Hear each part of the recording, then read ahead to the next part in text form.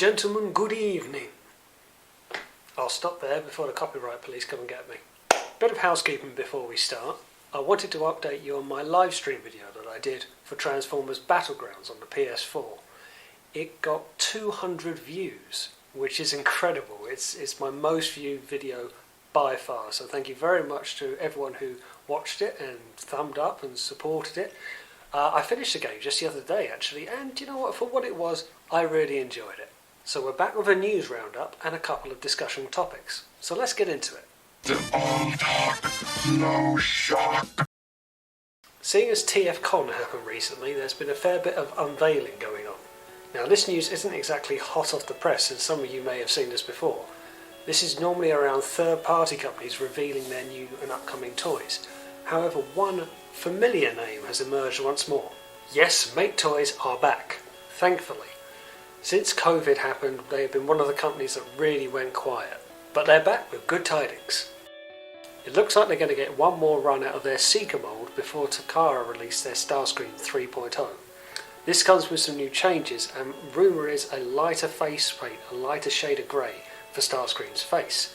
There's also going to be an Acid Storm colour scheme, as well as a couple of new cone heads that finally appear.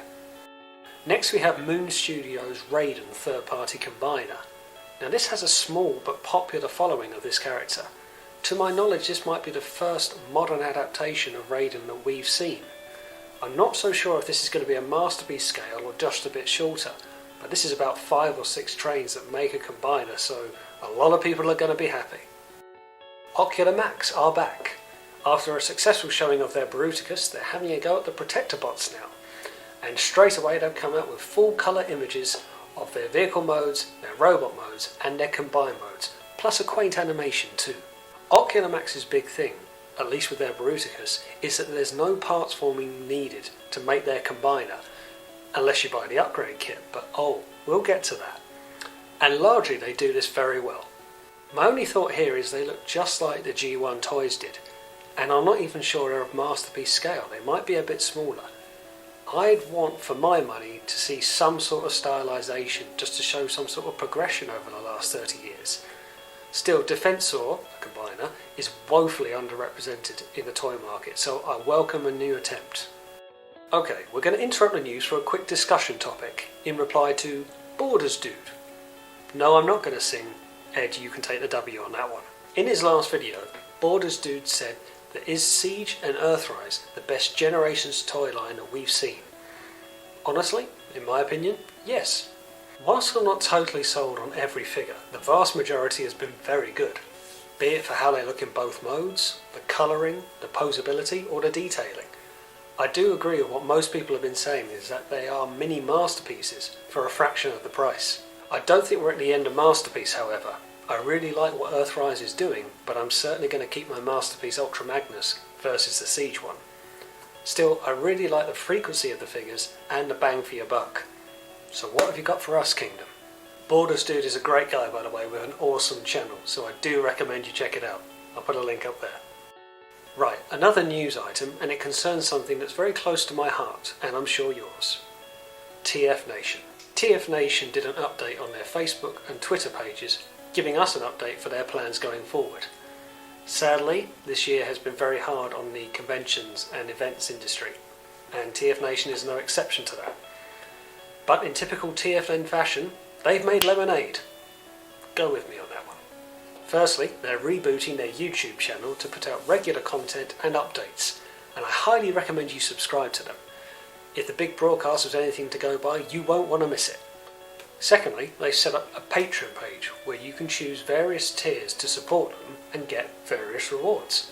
I'll put a link in the description below, taking you to the page, and you can see what the options are.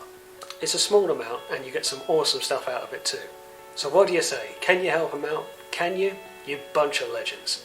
And finally, they're looking to do online events. I know they just don't stop giving.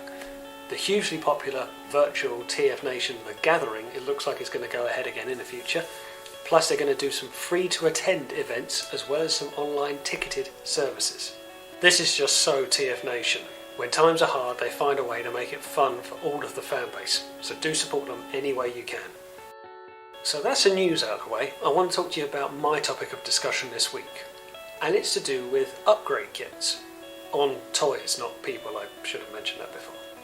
So my question around upgrade kits is, should they be included as standard, and are companies right to charge for them? Now, obviously there's a lot of causes to this. I remember watching a video from Ben's Collectibles, I'm sure you're aware of him, where he reviewed the masterpiece Beast Wars Dinobot and the upgrade kit that came with it, which had various accessories that came from the show. And I remember he said in his video, do you think that this should have come with the figure as standard? And I remember thinking, yeah, I do. The trouble is here is the companies involved. One company can release the figure and another company can release the upgrade kit for it. No one's forcing you to buy it, you don't have to. But if you're into the figure for completing the image, you kind of have to. I should mention at this point there are cosmetic upgrades and there are engineering upgrades. I'll try to explain. Now, I've certainly been guilty of buying cosmetic upgrade parts for my figures. I have no right to be high and mighty here. I have bought the Perfect Effects upgrade kit for the Combiner Wars teams. Again, no one forced me to do so, but they give you dedicated feet, dedicated hands for the Combiner robots that just make it look 10 times better. And I'm not unhappy with my purchase. It's just a shame that I had to buy 5 bots and an upgrade kit to complete the image. The engineering upgrades are different. Now, not to pick on them, but it's just that they're one of the more recent companies to do so. Ocular Max recently released their Bruticus, and their main gimmick is that they don't need any form of parts forming to make their combiner. Now, this is absolutely fine, but have you seen Bruticus's feet? I've heard some people have been struggling getting their Bruticus into certain poses due to his all-in-one physique. So, Ocular Max have released an upgrade kit that obviously solves this, but you're paying Ocular Max again to fix an issue of their making. Now, that doesn't feel right to me. Now, just so I'm not picking on Ocular Max, I'll also mention about Takara's Volcanicus. Now, I'm not a fan of that combiner whatsoever. There's been many attempts to try and pad it out and make it look bigger than it actually is. Recently, Takara have actually put it out for re-release, making it bigger than it was before. It just really frustrates me. If you bought this figure first time round, you're pretty much stuck with what it is, or you have to pay again to get a revised version. I will finish on a good note though. It's not so much to do with upgrade kits, but it is to do with the after sales market. So mostly with third party companies, when they send out their figures to distributors, sometimes there can be errors, breakages or problems, and the companies realise it.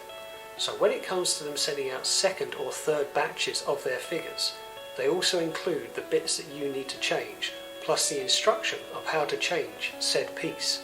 This is a company who's holding up their hands to their error and not punishing anyone for wanting to fix it, accepting their mistake and not asking for a penny in return. This is something I really think should be praised. Again, I just want to reiterate, I know no one's holding a gun to your head and making you buy these upgrade kits. It's up to you whether you want to do it. And I do like how some of these look when they're all upgraded and done. It can really add something to a figure. It's just my opinion. What's yours? Leave a comment, let me know. But that's all for today. Thanks for watching. Don't forget to like, share and subscribe. And I'll see you on the next one.